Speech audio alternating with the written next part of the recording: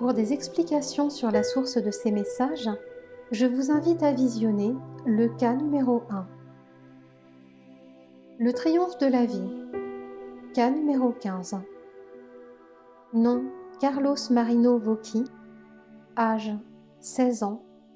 Cause du décès: accident de voiture. Carlos Marino Vocchi est né le 8 septembre 1957. Fils unique d'Alcides Vocchi Filho et d'Helena dos Santos Vocchi, il est mort sur le coup dans un accident de voiture survenu dans la nuit du 17 août 1974 sur la route reliant Sorocaba à Votorantim. Élève en deuxième année au lycée Achilles de Almeida, il était aussi employé dans une société d'électricité. Il travaillait en journée et étudiait la nuit afin d'aider financièrement ses parents qui étaient ouvriers d'usine. À presque 17 ans, c'était un garçon joyeux qui appréciait les bals et qui profitait au mieux de la vie. Avec ses amis, il ne parlait jamais de religion. Si quelqu'un l'interpellait à ce sujet, il répondait du tac au tac en mettant sa main sur le cœur « JC est ici », ce qui voulait dire « Jésus-Christ est dans mon cœur ». Il n'aimait pas dormir parce que, disait-il, le temps passé à dormir est du temps perdu à profiter de la vie. Cet appétit de la vie semble indiquer qu'il pressentait la brièveté de son existence. Le jour de l'accident, il devait fêter un anniversaire dans la salle paroissiale Santa Rita de la Villa Sant'Anna à Sorocaba. Ce jour-là, il faisait froid et il bruinait.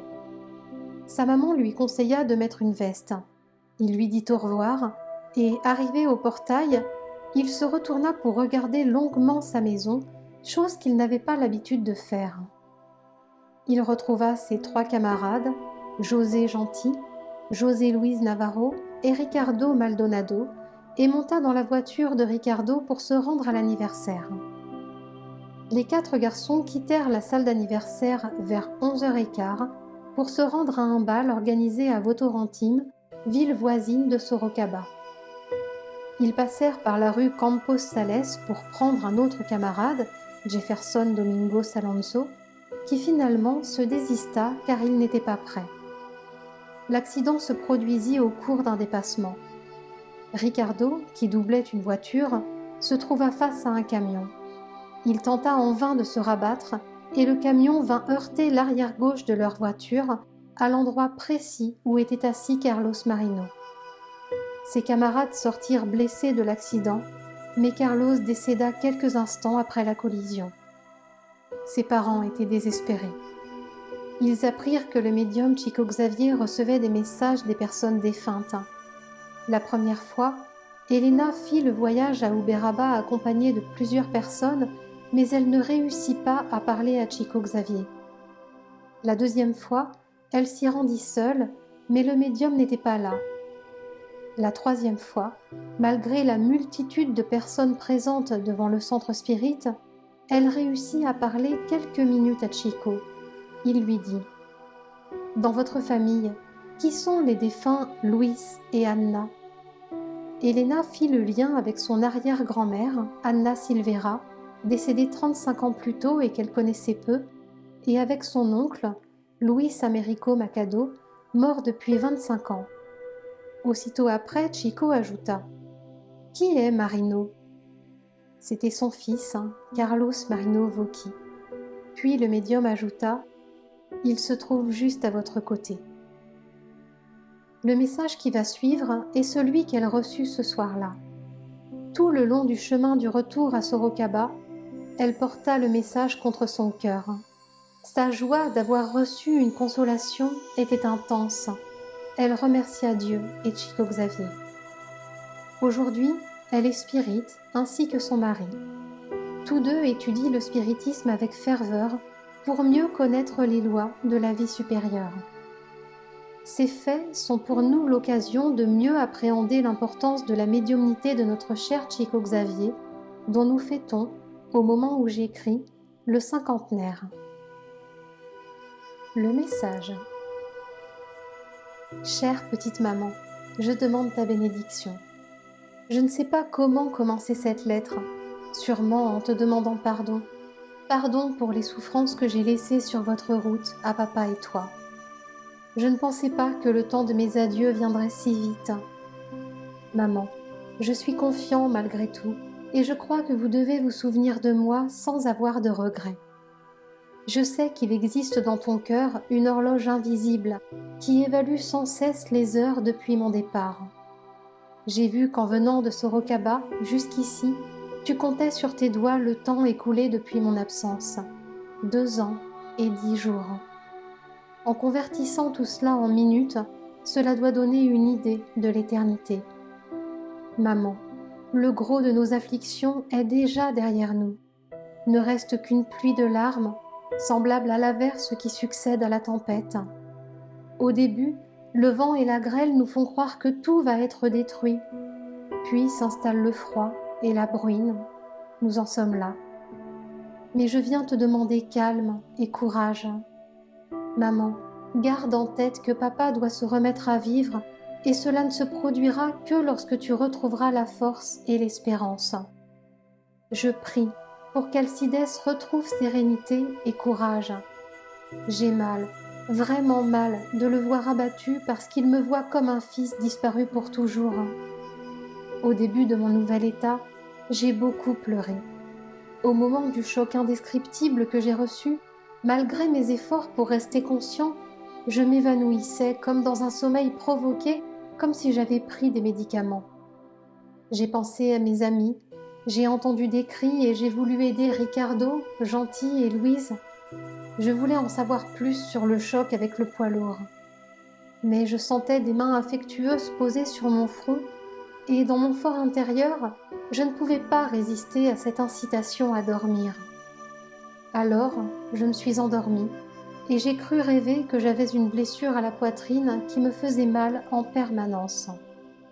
Je voulais me réveiller pour vérifier que ces impressions n'étaient rien d'autre qu'un cauchemar. Cependant, le sommeil se fit plus profond jusqu'à ce que je me perde dans le monde du repos complet. J'ai dormi profondément. Quand je me suis réveillée, j'ai entendu ta voix qui s'adressait à Jésus à travers des sanglots. Tu voulais me voir et tu fixais ton attention sur les vieilles bougies. Maman, il est très difficile de vivre une telle situation. Ta sensibilité peut te permettre d'imaginer quelles furent mes complaintes des premières heures. Moi, ton petit garçon rebelle aux cheveux en pétard qui n'écoutait pas tes bons conseils. Seule la tendresse de grand-mère Anna et le dévouement de tonton Louis ont pu m'aider. Ici, le temps ne passe pas en vain. Progressivement, j'ai compris combien j'étais chérie par mes parents et tout l'amour qui m'attendait. Maman, j'ai aussi pris conscience que ma vie sur le plan physique était bien programmée pour commencer en septembre 1957 et se terminer en août 1974. Je me sens maintenant plus calme. Je reprends des cours que je travaille avec application afin de savoir comment m'y prendre pour me rendre plus utile. Je vous demande de ne plus pleurer si douloureusement. Ayons à l'esprit que la vie n'a pas de fin et travaillons, par-delà la terre, à être plus heureux et plus unis. Demande à papa de ne pas se reprocher de m'avoir concédé des facilités qu'il n'avait pas eues dans son enfance. Cela n'aurait rien changé, maman. Je vous suis reconnaissant pour tous les privilèges que vous m'avez accordés. En fait, je réalise aujourd'hui que si je n'étais pas mort dans le choc des véhicules, je serais venu ici dans des circonstances similaires. Il est vrai que les enfants ne comprennent à quel point leurs parents les aiment qu'après avoir perdu leur corps physique. Cela nous sert de leçon. En ce qui me concerne, j'ai découvert les mines d'amour et de tendresse dont je jouissais à la maison en voyant que vous ne pouviez pas soustraire votre cœur épuisé au harcèlement de la nostalgie et des sanglots. J'ai tout vu, maman. En particulier comment vous tentiez de reconstituer ma présence en puisant dans vos souvenirs les plus intimes. Je crois que ma souffrance n'a pas été moindre, parce qu'il n'est pas facile d'essayer d'entrer en contact avec les êtres qui nous aiment le plus sans y parvenir et de mélanger nos larmes avec les leurs. Maintenant que j'ai pu matérialiser mes sentiments Grâce à du papier et un crayon, je vous prie de retrouver l'espoir et la joie. Je vous remercie de ne pas avoir désigné un coupable dans le processus de notre séparation. Au moment de l'accident, mes amis et moi n'étions pas excités. Nous étions calmes et nous discutions de la vie.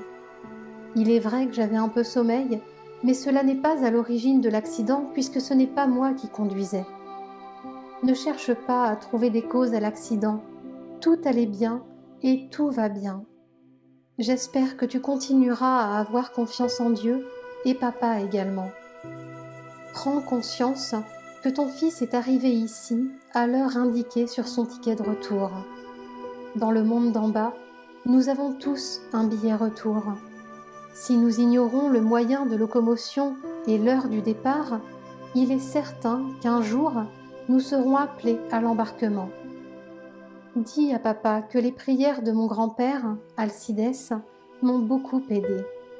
Je veux que tu saches que l'arrière-grand-père Santos a été pour moi un protecteur et un ami de chaque instant. Ma petite maman, je suis ton fils unique, mais les autres garçons qui n'ont pas de parents sont aussi tes enfants. Rappelle cela à papa.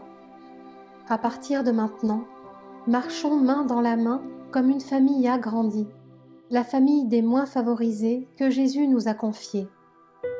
Je ne peux pas écrire davantage, le temps imparti s'est écoulé.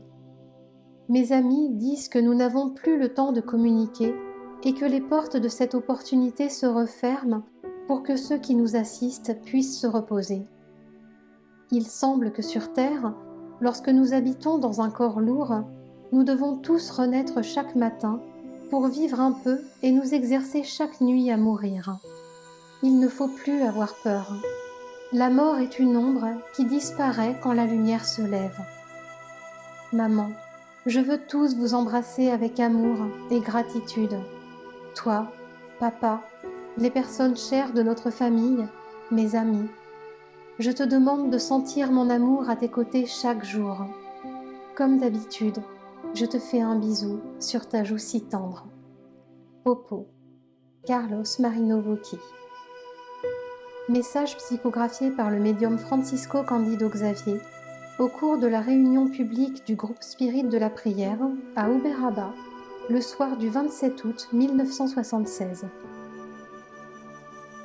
Commentaires et signes d'identification. 1. Elena confirme que le fait est exact. Pendant le voyage de Sao Paulo à Uberaba, elle comptait sur ses doigts le temps écoulé depuis la date du décès. 2. En effet, 2 ans et 10 jours exactement se sont écoulés entre le jour du décès de Carlos Marino, 17 août 1974, et la réception du message, le 27 août 1976. 3. Alcides Vocchi Filho est le père du communicant. 4. Ricardo Maldonato conduisait la voiture dans laquelle s'est produit l'accident. Ami du communicant, il habitait rue Campos Sales à Sorocaba. 5. José Gentil habitait rue Francisco Scarpa à Sorocaba. C'était un ami du communicant. 6. José Luis Navarro habitait rue Conselheiro João Alfredo à Sorocaba. C'était un ami du communicant. 7. Pendant la veillée, Elena contemplait le cercueil entouré de vieilles bougies et elle implorait Jésus de leur donner des forces, à elle et son mari, pour supporter la douleur d'avoir perdu leur fils unique.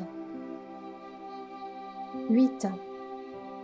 Grand-mère Anna Silveira, arrière-grand-mère du communicant, décédée à Angatuba 35 ans plus tôt.